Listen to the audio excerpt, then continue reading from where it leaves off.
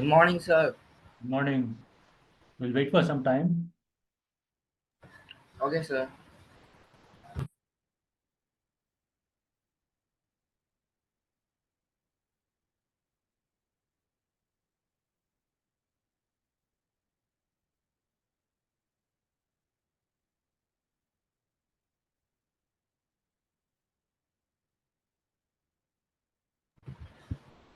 Sir, are we going to a new chapter?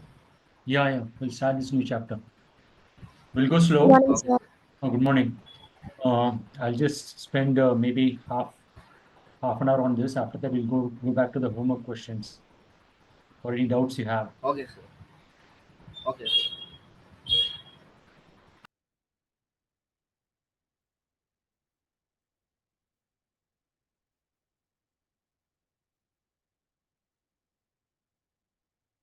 Let's wait for a few minutes.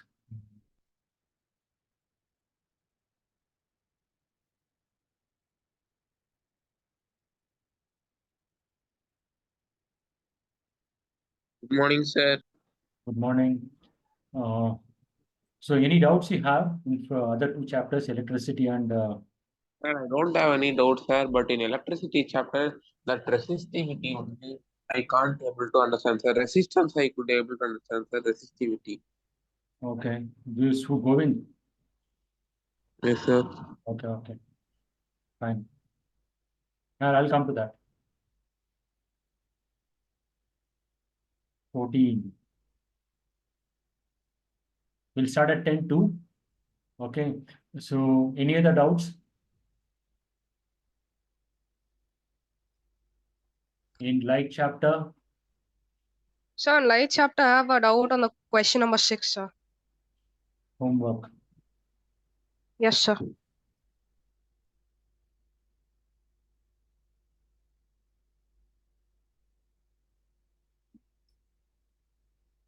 Okay. I should use U, right? It's not W, it's U. Okay. So once you know U and V, what you can find out? Sir, I'm confused with the way you comprehended the question. You said without any calculation. How can I find the focal length without any calculation? There was one easy data.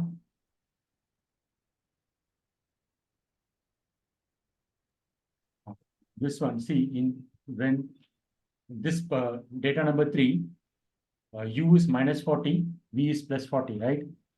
So when U and Yes, V sir. are the same, this is what lens or lens formula, right? So 1 by V minus. So minus U and V are same. In that case, it will become 2 by U equal to. This data is simple to get the focal length without any calculation sense. When U and V are same, it will become twice 1 by U is 1 by F. So F is by 2. So F is 20. Okay, sir. So you mean that I should not do the calculations on the paper? Yes. Okay. In sense, this data is simple to get the calculation, do the calculation because U and V are same, except for sign. Okay. So when U and V are Okay, same, sir. focal length is half of U or half of V.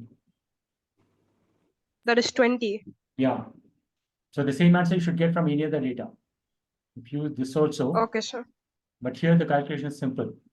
It's not my question. This is actually copied from somewhere. Okay. I don't know if it's a board question or not. So this is what it means. This data is simple to get the focal length. Okay, sir. So even I have a doubt, sir, in electricity. Which question? The last one. Yeah. So basically the 3 resistors, right? So we have 3 Yes. resistors. Yes, sir. One way to connect them is R1, R2, R3. So one way to connect them is I can connect everything in parallel. And these are my 2 n So terminals. No, sir. In the question, it is like we have to find the different values for it. So should it be like in a series or a parallel or like what? All possible combination. Okay. For this thing, you'll get one value. And when I connect like this in all in series, in this case, the equivalent resistance will be R1 plus R2 plus R3.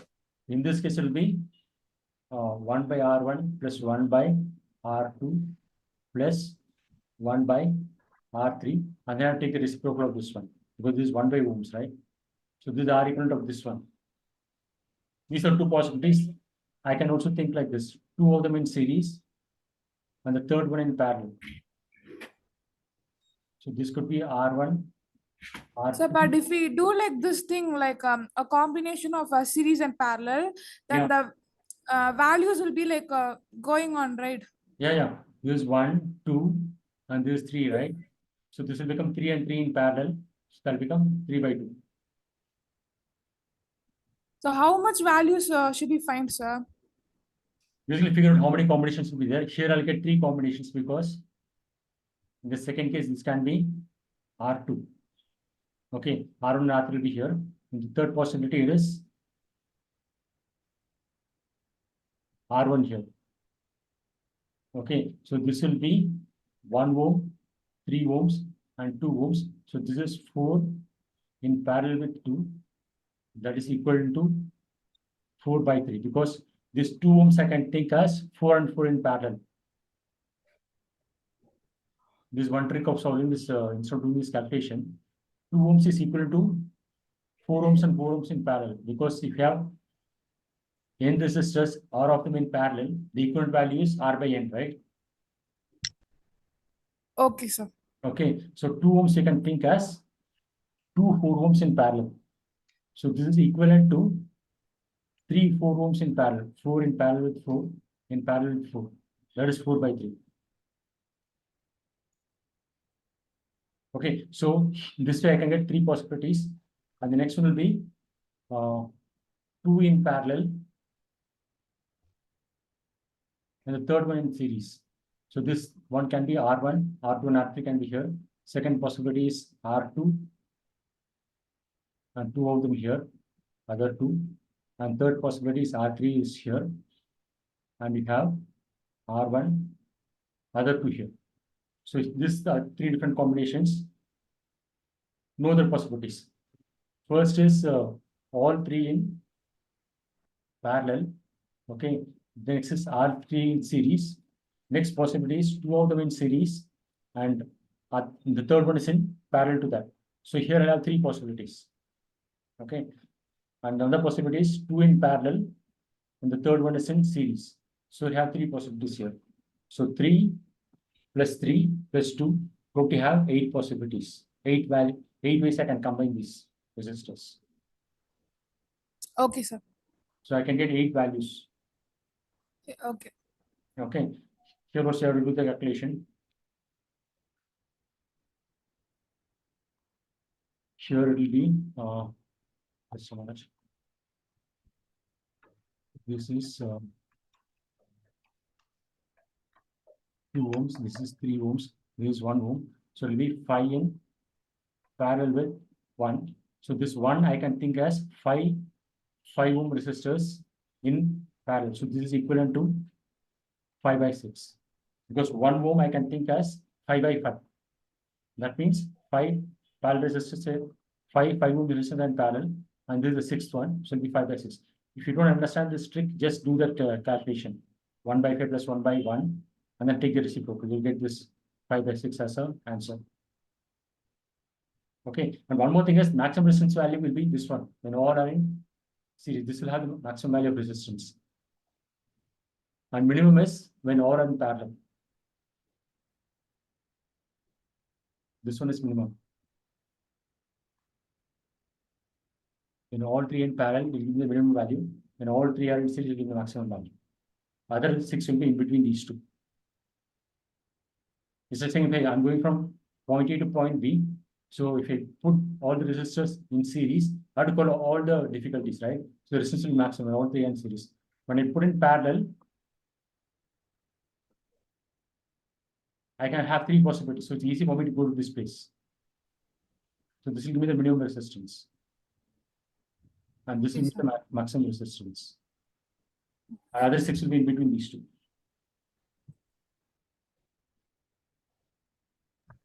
Yes, sir.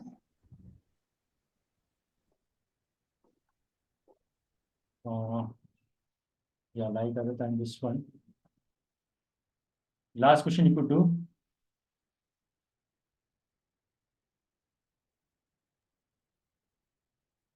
They talk a bit louder, sir. Yeah. So this this is clear, no? The previous one. Now, okay. Huh? Yes, sir. Now your voice is fine, sir. Okay. So this question is clear for you. Yes, sir. Clear, Yes, sir. sir. Okay. We have three resistors, 1, 2, and 3 ohms. So how many different ways you can connect them? Yes, sir. Clear. What I want to say is this homework on light chapter. So the last question. This one, the focal length of a powerful lens. Will it be more or less?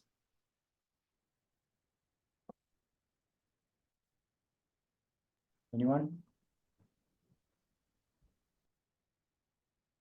If I take a convex lens, okay, ray parallel to the principal axis will bend, right? Okay. Suppose I take a second lens. Suppose the bending is more. Okay. Here this is the focal length, right? First case. Second is the focal length is f2. So f2 is less than f1. That will be Sir, more now, sir. increase the focal length, decrease the power, right, sir? See, yeah, basically I'm saying the job of the lens is to bend the light, right? So this much is the bending here, the first one. In the second case, the bending is more. One is going to meet at a shorter distance, right? Consider the light ray parallel to the principal axis. Okay. If some amount of bending is there, it will come here. If the bending is more, it will come here, no? Oh, lesser, sir. So more bending, less focal length. Yeah. Okay, sir. So f2 is powerful. Powerful lens. And that's how power is defined, right? Power is 1 by f. So when f is small, it's more powerful. It makes sense, no? F is small means bending is more. Power is inversely proportional to focal length. Yeah. No, I'm trying to make you understand this formula. Why is it 1 by f? Okay. Okay, sir. So this one, bending is more, right? Here the bending angle is theta 2. Theta 2 is greater than theta 1. Okay. So in this case, the focal length will be shorter. The bending is more. So when focal length is shorter means it's powerful lens. So that's why the power is defined as 1 by f. Another important thing is what is the unit of f? It can be either in centimeter or meter. Okay. And the unit of power is diopter, right? And that's equal to 1 by meter. So to get the power diopter units, you have to convert this focal length to meters and then take the reciprocal. This is the usual mistake students make. Okay, so don't do this, don't do that mistake. To get power in diopter, okay, you have to convert the focal length to meters. So in this Sir, sir,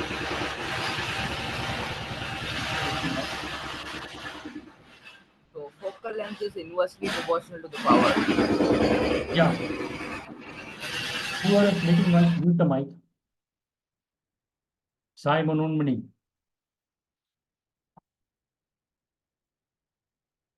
Yeah, power is defined as 1 by f. It's there in the NCERT book. You can check it. Power is defined like this, 1 by f. I'm trying to motivate the definition. You should know why it is defined like this, no? So when focal length is short means bending is more. So bending is more means the lens is more powerful. Another way to understand this is the lens which is focal length is large, it will look like this thin lens. Okay. When the lens becomes motor, it will bend more. Okay, so this is a powerful lens compared to this one, thin lens. In the limiting case, this thin lens will become a rectangular slab. Here focal length is infinity, in the sense the the two rays will not meet, it will be parallel. Here it will meet at a faraway distance, it will meet near to the lens. Okay. This is a thin Okay, lens. sir. Some amount of focal length will be there. So the lens is becoming more, in the sense this radius of curvature will become short. This part of a sphere, no? This surface is part of a sphere of, say, some radius R2, and this is radius R1. So when R1 and R2 are decreasing, focal length will decrease. Okay, so this focal length is less compared to the focal length here, which is more. And here it is maximum, and here infinity. Here the light will not converge at all. It's a rectangular slab. The light will be parallel.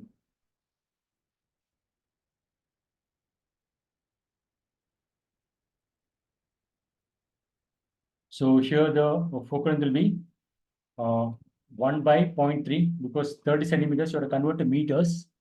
There will be 0.3 meters. So here the power will be 1 by 0.3, that is 10 by 3, which is 3.33 diopters. In the second case, 20 centimeters is 0.2 meters, right? So 1 by 0.2, that is 5, and with a minus sign. Power can be positive or negative. Focal length can be positive or negative, right? When will the focal length be negative? When it's a concave lens or a mirror. Case of concave mirror or lens. So convex lens, if you send a parallel beam of light, okay, it will converge on the other side. So, and this is my reference, and direction of the incident light is the direction of the positive direction. So this is my positive direction. So this is the origin, 0, and these sides will be positive. So here the focal length is positive. Okay, if the object is seen, we will be negative. But for a concave lens,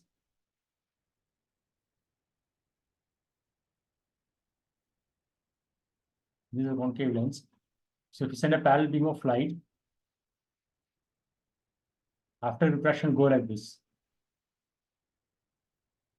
Okay, so this will not converge on the right side. So if you project it backwards, it will appear to diverge from a point, and this is the focal point, and the center of the lens is the main origin, and direction of the incident light, which is this one, is the positive direction of the x-axis. So this is my positive direction. So all these things are negative. So here the focal is on the negative side. So here the focal is negative. So power is 1 by f. So whenever 1 is positive, right? So whenever f is negative, power is negative. Whenever f is positive, Then we can additive inverse f power minus 1. sorry. Power is defined like this, 1 by f. So whatever the sign of f is the sign of power. So power negative means focal length is negative. That means it's a concave lens. So does that mean the power of concave lens is negative? Yes. Always. So that's why Yes, most sir. of the students have power as minus, right? They use concave lens. Sorry, concave lens. Only the old people, they use convex lens. For them, the power will be positive, plus something. Okay, sir.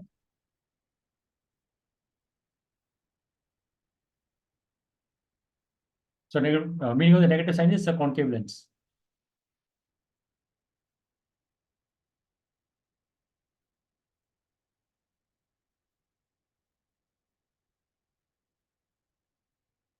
So this one lens formula. Lens formula is 1 by u plus 1 by v equal to 1 by f, right? So in that particular case, where minus u equal to v, which is equal to 20 centimeters. So this minus u is same as v, right? So it'll become 2 by v equal to 1 by f. So this will have v f equal to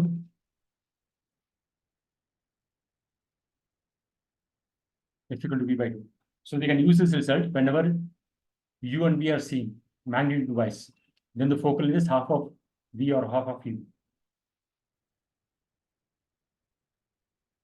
So if we use this third data where magnitude of u and v are same, it's easy to get the focal length as 20 centimeters. I can get the same result from here. U is minus 60, right? Minus 60 and 30. U is minus 60, so it'll become 1 by 60. And then V is 1 by 30 equal to 1 by F. Is that correct?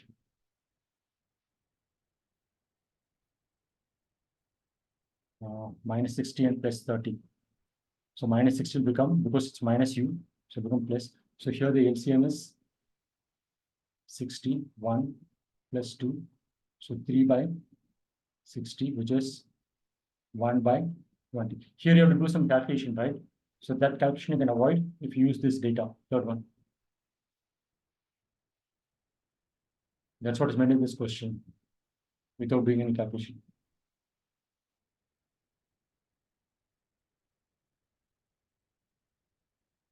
Okay, another analyze.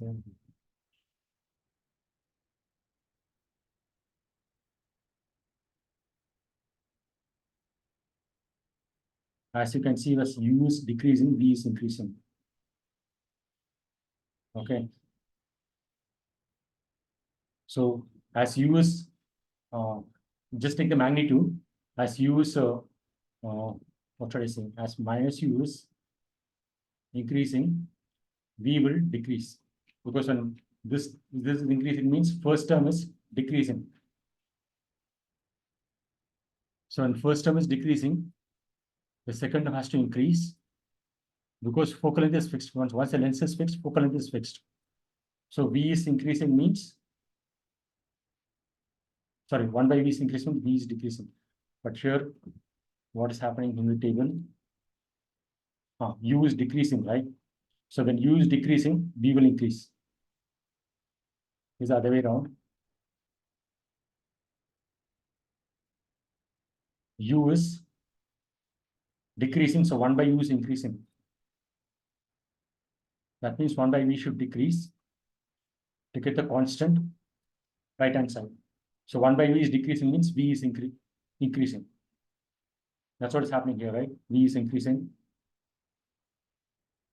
Understanding the trend?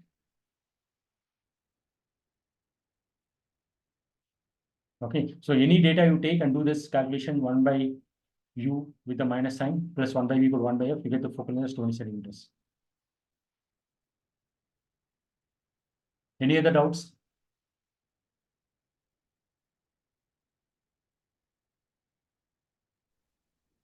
No, sir.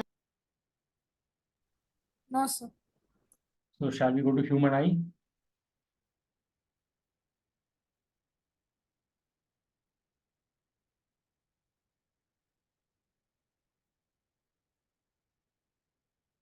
Other things you could do, right? Yes. Yeah. Just a minute, take a snapshot.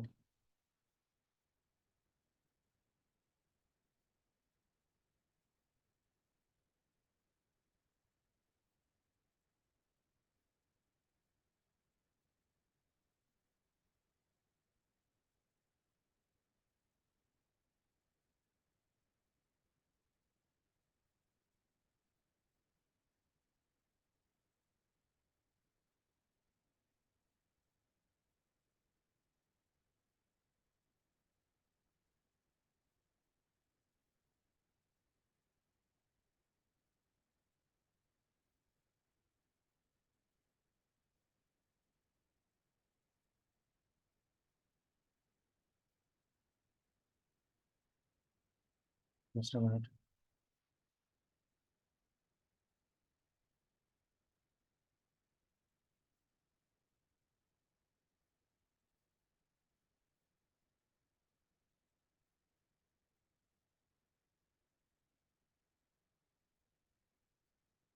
Okay, so you can see the screen, right?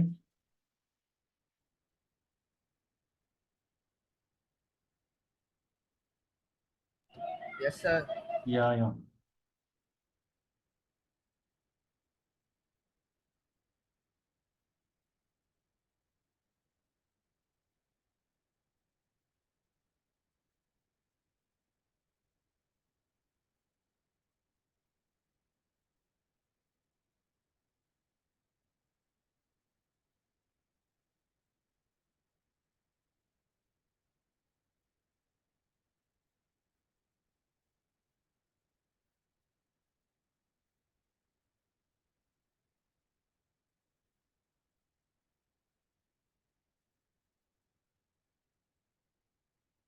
So this is the next chapter, human eye.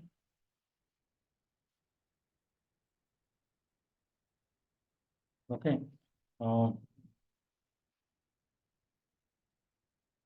So this first one, it's a lens. What sort of a lens is it? Convex lens, right? This first one. Okay. And this is the concave lens. Okay. And this is a schematic diagram of a human eye.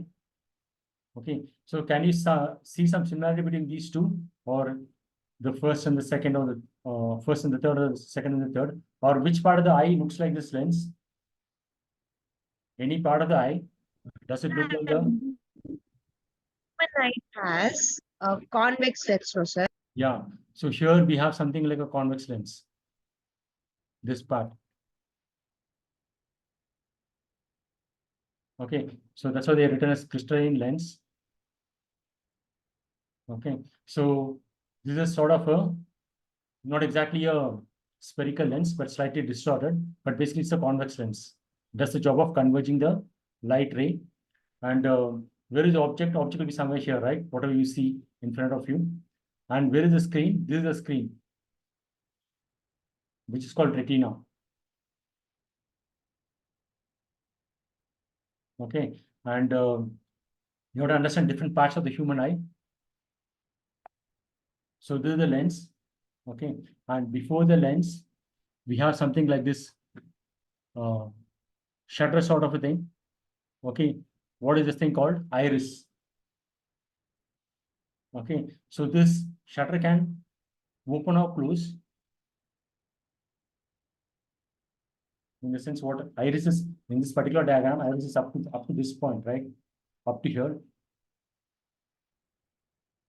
Okay. You can also go up to here, come up to here. So in that case, the opening is reduced to this much. When will this thing happen? When iris is trying to close the lens to reduce the amount of light entering the lens or the eye. When will that happen? If the light intensity is more, okay, then this iris will try to shut down or close a little bit to reduce the amount of light entering the eye. So if you enter a dark room, okay, the iris will open. It'll be the opposite. If you enter a dark room in the night, so this iris will move up to here. Okay, then in the case, the opening of the eye lens will be this much. So it'll increase the amount of light entering the eye to make it comfortable for you to see the object. Okay, so during daytime, if you are in the outside and suddenly enter a dark room, okay, then you won't be able to see anything for a few seconds, because once you're outside, since the light is bright, the iris would have come up to here. Okay, and the opening will be small. And once you enter a dark room, this much opening is not enough to see the object. Okay, so try to open the lens, but it will take some amount of time. So during that time, you won't be able to see the objects in the dim room. It will take some time for the iris to open up. Okay, so this is the job of the iris. It's like a shutter which will control the amount of light entering the eye to protect it or to view it comfortably. So this is the job of iris. The lens is obviously you have to focus the image of the object on this screen here, which is retina. So the object is like this, say some tree here. Okay, here the object will be look like this, right? Inverted. Because image of a convex lens is inverted. real image. And this inverted image will go to the brain through this optical this thing, and the brain will do the inversion to figure out this tree which is erect. Okay.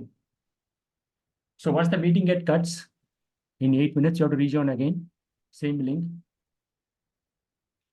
So we have covered iris and this thing, and pupil is the part of the eye which is open. Okay, so in a dark room, the size of the pupil will be more. In a bright environment, the opening will be less. So pupil is just the open part of the lens. And of course, there is some sort of a fluid here, okay, which is between, and this front part of the eye is called cornea. So you should know all the parts of the eye.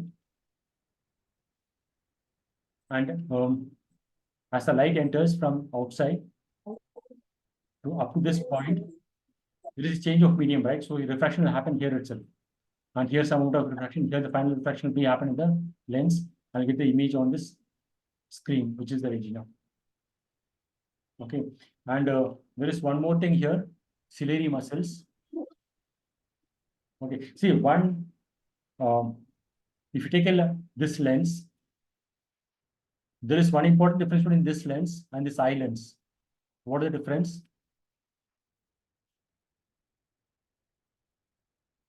See, for this lab lens, depending on the value of u, where I place the object, the image will form at different distances, right?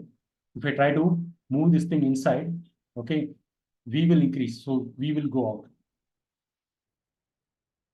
Okay, so I have to place a screen at a larger distance. But in the case of human eye, the screen portion is this retina, right? And the size of the eyeball is also fixed. You cannot change the size of the eyeball. That means what is fixed? V is fixed. Here V, I can place the screen here and change V. But in the case of eye, I cannot change V. Okay, so when U changes, okay, so I have this formula 1 by U with a minus sign plus 1 by V equal to 1 by F. V is fixed. Okay, so when U changes, what should change then? V is variable, right? Because I can see an object here, I can see an object here, I can see an object far away, I can see nearby object. So V is variable. And V I cannot change because for a human eye, this size of the eyeballs from person will be approximately same, but it is fixed. You cannot change it. So focal length has to change. How can I change the focal length? By changing the shape of the lens. Here, this is a rigid lens, lab lens. Once it is rigid, I cannot change the focal length because radius of curvature is fixed. Once radius of curvature is fixed, F is fixed. But here, this lens is flexible lens. So the lens can either become like this or it can become like this, thin one. That is possible by stretching this lens. That is done by this ciliary muscles. So this muscle here, okay, so this can either stretch the lens to increase the focal length or it can contract to decrease the focal length. So once I have focal length as variable, I can have U as variable for a fixed P. Okay. So that way I'll get the image of any object wherever it is placed, with respect to the value of U, I'll get always on the retina. Only then I'll be able to see this object. So this is the most interesting part of the human eye. Here the lens, it's a flexible lens. So once it is flexible, the radius of curvature of this side and this side can be changed. Once radius of curvature can be changed, the focal length is changing. Okay. But in the lab lens, the focal length is fixed. But for eye, the distance between the screen, the retina, and the lens, I cannot change it because that depends on the size of the eyeball. So once that is fixed, V is fixed. So since V is fixed, I have to make F variable to accommodate different values of U. Is this clear? Sir, so the function of these muscles is to increase and decrease the focal length. Yeah, you can either stretch this length or contract. So when it's stretching it, the focal length is a thin lens, right?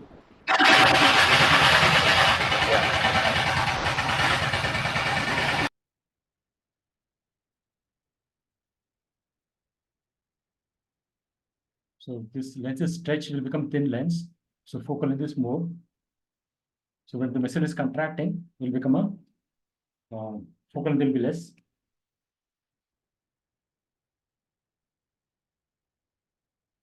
So these are the different part of eyes. Okay, so this first the first part of the chapter. So we'll not go further.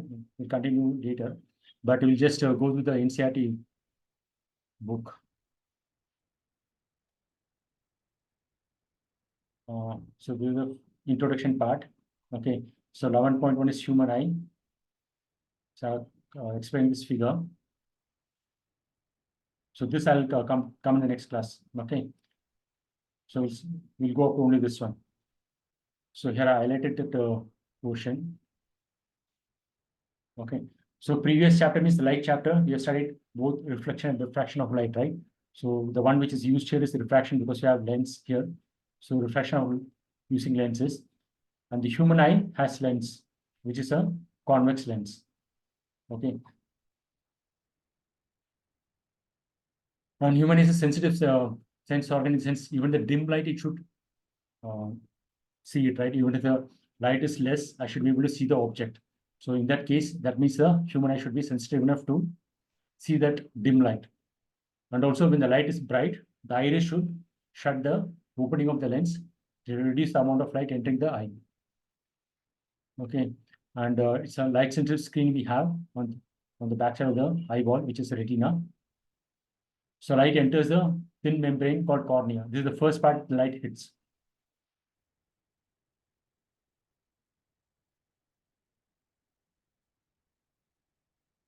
So the light will enter like this. First, it will encounter this outer part, which is called cornea. Okay. Whenever there is change of medium, there will be refraction, right? Because outside this air, here is some material. Okay. Basically some water and some other. And here, this is aqueous human. You know what is aqueous, right? In chemistry, you studied. Aqueous means what? Sir, a solid mixed with the solution. Basically water. Large amount of water, something is added to it. So this is some sort of watery substance. So here there is changing medium. So here also there will be refraction. And finally it enters the lens. So there also there will be some refraction. Okay. And finally we get an image on this screen, which is retina. Sir, it is inverted now, sir. Yeah, it will be inverted, but the brain will invert the image again. Yes, sir. Brain will process this. Brain will know whatever is coming inverted. So I have to invert it again to make sense.